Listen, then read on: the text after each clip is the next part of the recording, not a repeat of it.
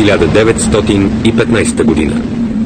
С включването си в Първата световна война, България започва поредния опит чрез въоръжените си сили българите на Балканите да се обединят в границите на една държава.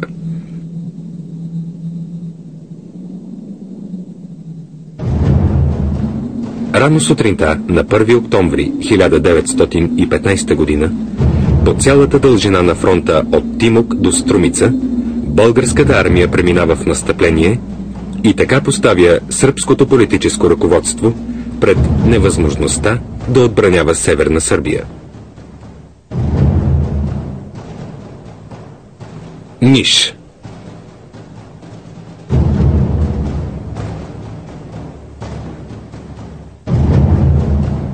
Кралят и правителството решават да оттеглят основните сили на армията в Южна Сърбия и там да дочакат помощ от съглашението.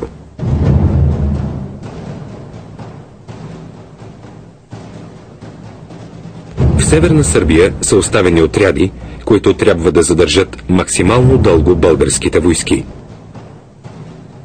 За щастие на сърбите, времето се влошава още в първия ден на българското настъпление. Реките излизат от бреговете си и на много места стават непроходими, без мостови съоръжения. Артилерийските впрягове и обозите затъват по калните пътища. Пресеченият планински терен дава възможност на сърбите да се защитават от върховете със сравнително малко сили и да нанасят сериозни загуби на българите.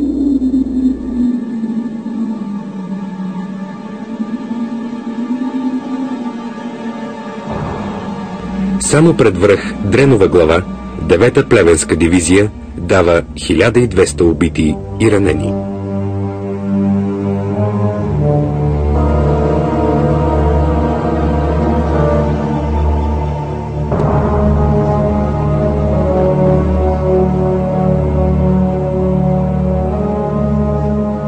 До 20 октомври противникът все пак е изтласкан в Нишкия укрепен район.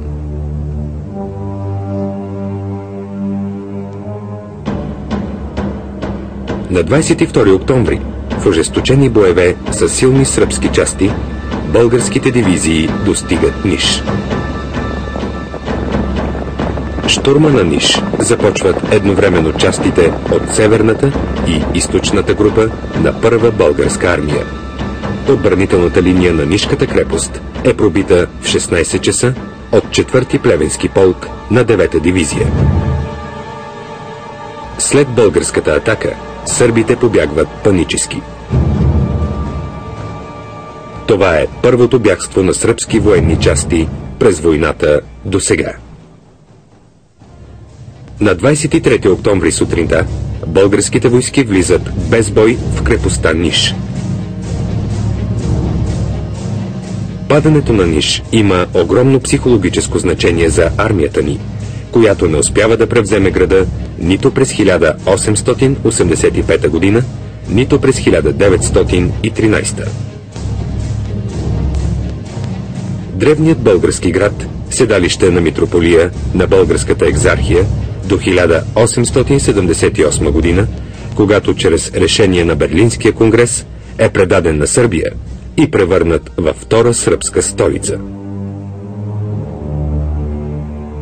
От началото на войната в Ниш резидират и сръбския кралски двор и правителството на Пашич.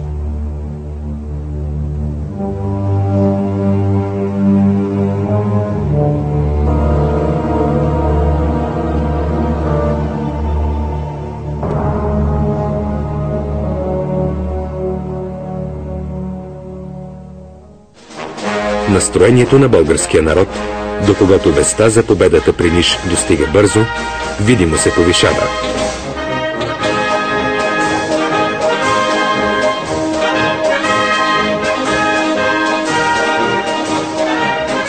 Още на другия ден българските войски продължават настъплението си на юг и запад, изтласквайки противника към Косово поле.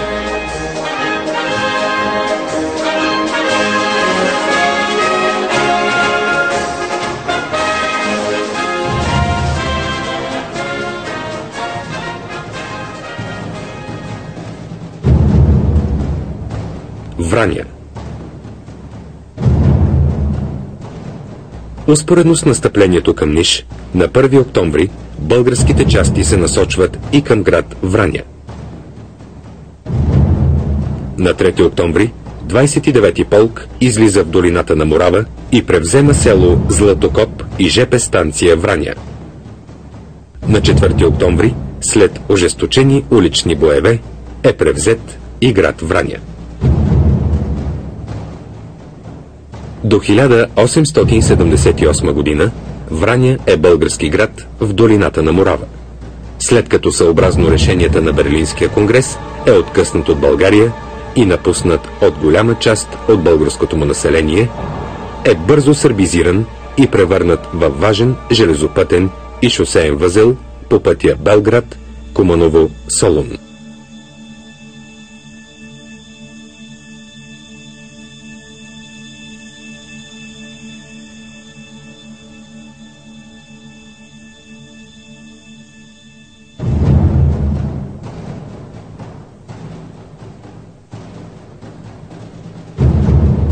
Куманово, Скопие.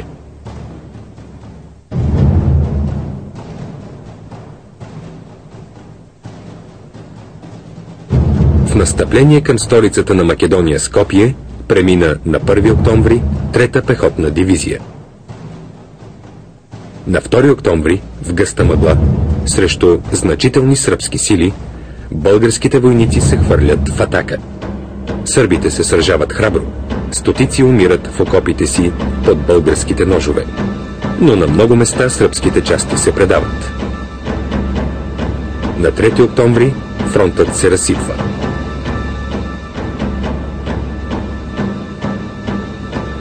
Българското командване смята, че сърбите ще се окопаят на Страцинската позиция, естествена планинска верига, преграждаща пътя към Скопие. Но за голямо очудване, оцелелите сръбски части избягват чак в Куманово.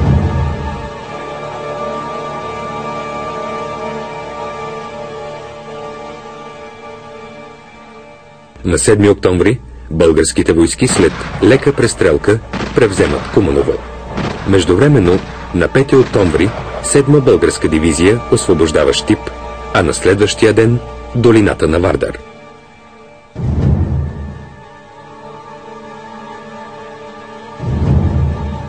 На 9 октомври по обед бургазлии влизат в Скопие. Там те са посрещнати тържествено от населението. В града са открити трупове на 200 видни български, турски и албански граждани, арестувани и избити от сърбите в предходните дни.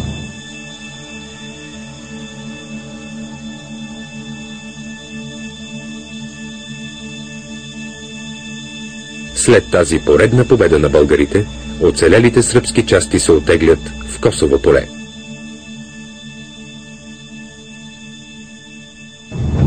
Там са концентрирани около 360 000 сръбски войници и офицери, десетки хиляди бегълци,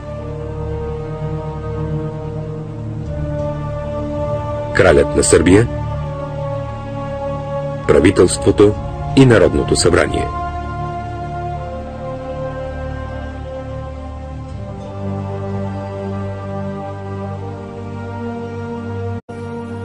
Криволак.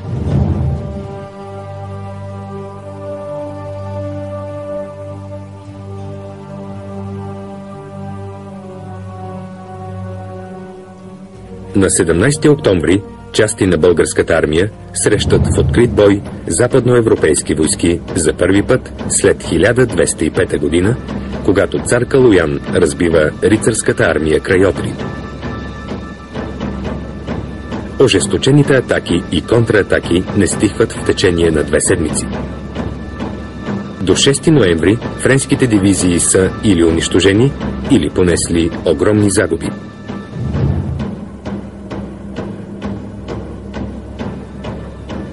На 3 ноември пада Прилеп. На 22 същият месец българските войски влизат в отдавна опразнената от сърбите Битоля. а след няколко дни и в Ресен, Охрид и Струга.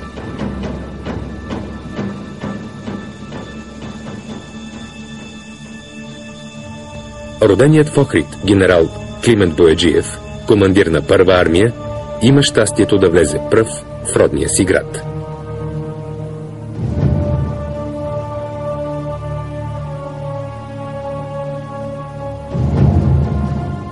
Особено унизително е поражението на английската дивизия, заела позиции по холмовете между Струмица и Дойран.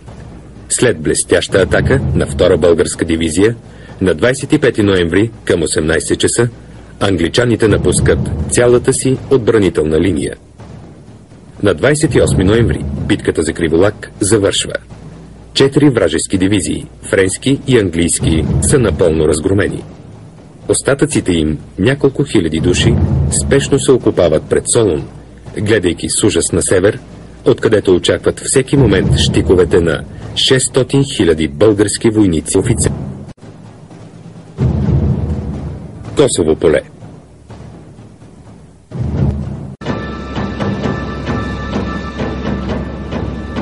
Велес.